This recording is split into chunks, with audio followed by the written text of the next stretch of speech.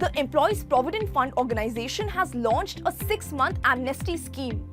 At first glance, that may sound like another bureaucratic announcement, but the move addresses a problem that has existed for years inside India's Provident Fund scheme.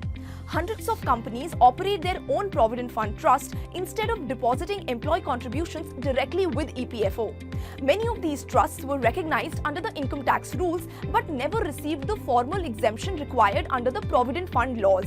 As a result, they have been operating in a legal grey area. Now, EPFO is offering these employers a one-time opportunity to regularize their status, obtain retrospective recognition and settle pending compliance issues without facing the full consequences that would normally apply.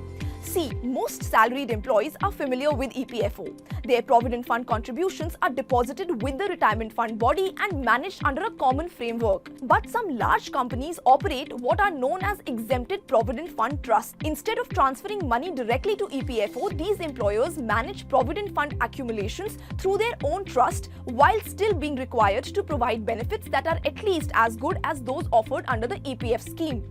Now, the arrangement is legal, but only if the employer has received the necessary exemption from the government. That is where the problem emerged. According to EPFO, some establishments had Provident Fund trust recognized under the Income Tax Act but did not possess a formal exemption notification under the Provident Fund laws. They were basically recognized for one purpose but not fully regularized for another. That created compliance disputes, legal uncertainty, and litigation over whether these trusts were operating under the correct framework. The Finance Act of 2026 effectively forced the issue by aligning income tax recognition with Provident Fund exemption requirements. Going forward, recognized Provident Funds are expected to comply with both frameworks. Now, what does the latest EPFO amnesty actually offer? Well, the scheme gives eligible establishments 6 months to come forward and regularize their position. It was notified on 29th June and remains open for 6 months.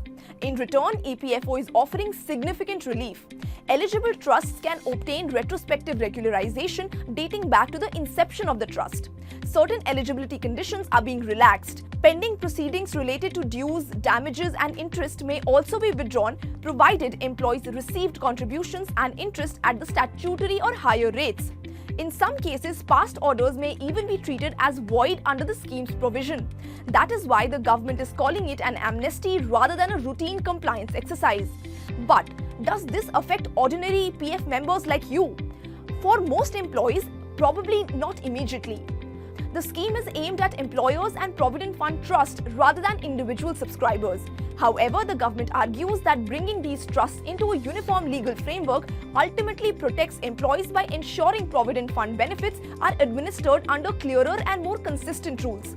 It is also expected to resolve a large number of pending disputes and litigation that have lingered for years.